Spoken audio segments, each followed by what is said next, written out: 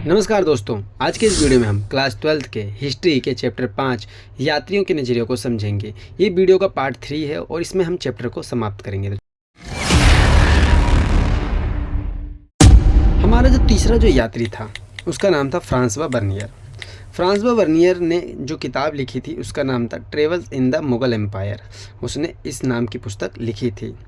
इसके अलावा बात करें तो अल बिरूनी और इब्न बतूता की तरह इसने भी अपनी पुस्तक में अपने अनुभवों का निचोड़ लिखा था और उसने भारत की स्थिति की तुलना यूरोप और विशेष रूप से फ्रांस के साथ करी थी। ठीक है। इसके अलावा बात करें तो उसने यूरोप की स्थिति की तुलना में भारत के जनजीवन को निष्कृष्ट या फिर कमज़ोर बताया था। ठीक है। वह अपने विवरण में पूरी भूमि पर जो राज्य का अधिकार था उसकी आलोचना भी खुलकर करी थी और इसके अलावा बात करें तो भारतीय कृषि और कृषि की दुर्दशा का भी वर्णन किया था। तो सबसे पहले इन्होंने जिस पे वर्णन किया था वो था सती प्रथा। तो सती प्रथा पे बर्नियर ने क्या विचार दिया था इसको समझते हैं। सती प्रथा के संदर्भ में बर्नियर कहते हैं कि यह एक क्रूर प्रथा थी, बहुत ही खतरनाक प्रथा थी, जिसमें विधवा को ना अग्नि के भेंट चढ़ा दिया जाता था। विधवा अपनी इच्छा से सती नहीं होती थी बल्कि उससे ऐसा होने के लिए मजबूर किया जाता था। बाल विधवा के प्रति वे लोगों के मन में जरा भी दया नहीं होती थी। सती होने वाली स्त्री चीख चीख कर पुकारा करती थी लेकिन उसकी चीख से किसी का भी दिल नहीं जो था वो पिघलता था। इस प्रक्रिया में ब्राह्मण तथा घर की बड़ी महिलाएं भी खुल के हिस्सा लेती थी और कोई भी इस प्रथा का विरोध नहीं करता था। ऐसा बर्नियर अपने किताब में वर्णन करते हैं सती प्रथा के बारे में। तो पेपर में एक क्वेश्चन पूछ सकता है, इस सती प्रथा के संदर्भ में बर्नियर के विचारों की चर्चा कीजिए। तो इसमें आप ये पूरा आंसर लिख सकते हैं।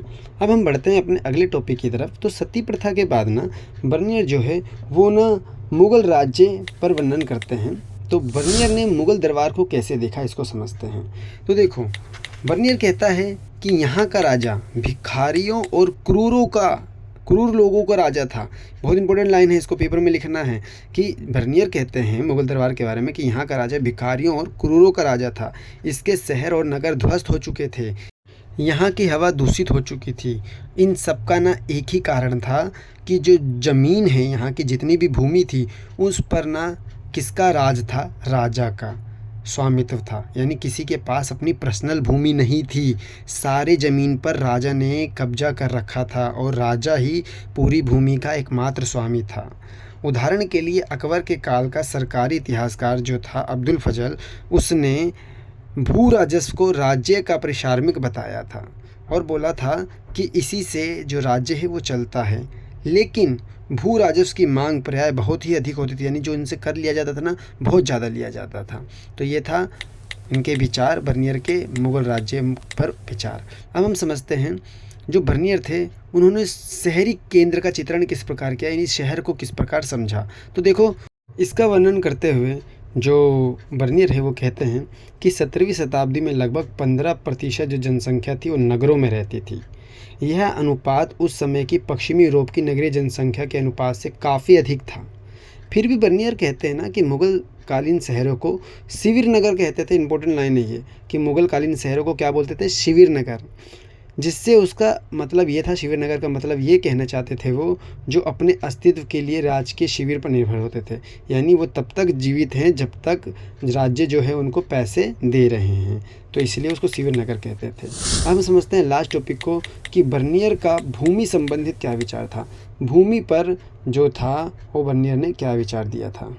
तो भूमि पे चर्चा करते हुए जो बर्नियर है वो कहते हैं कि मुग़ल काल में सारी भूमि का राजा, सारी भूमि का मालिक राजा ही था और लोगों के पास अपनी पर्सनल भूमि थी ही नहीं, जिसके परिणाम स्वरूप हुआ क्या, भूमि में जो सुधार लाने वाले कार्य थे उसका अभाव हो गया। ठीक है, क्यों भाई, किसी के पास अपनी पर्सनल भूमि थी नहीं तो वो काम क्यों ज़्यादा करेगा। मान के चलो मैं दूसरे की ज़मीन पे काम कर रहा हूँ और मुझे उसमें से थोड़ा सा हिस्सा मिल रहा है तो मेरा क्या फ़ायदा, लेकिन मेरी अपनी ज़मीन होगी तो मैं ज़्यादा काम करूँगा। तो यही कारण था, लोग ज़्यादा काम नहीं करते थे क्योंकि उनके पास अपनी पर्सनल भूमि नहीं थी। बर्नियर के विचार ने कार्ल मार्क्स को भी काफ़ी प्रभावित किया था कि इसी से वो ये कहना चाहते थे कि जब सारी भूमि पे राज्य का नियंत्रण होगा, जब सारी भूमि पे राजा का नियंत्रण होगा और लोगों के पास अपनी भूमि नहीं होगी, तो वो भूमि अपने बच्चों को भी दान में नहीं दे पाएंगे, यानी अपने बच्चों को भी देने के लिए उनके पास कुछ नहीं होगा। तो इससे लोगों की रुचि जो थी वो खेती बाड़ी में कम होती जा रही थी, क्योंकि उनके पास अपनी पर्सनल भूमि का क्या था, अभाव था। तो ये था हमारा आज का टॉपिक कि बर्नियर और बर्नियर ने जिन पे अपने विचार दिए थे।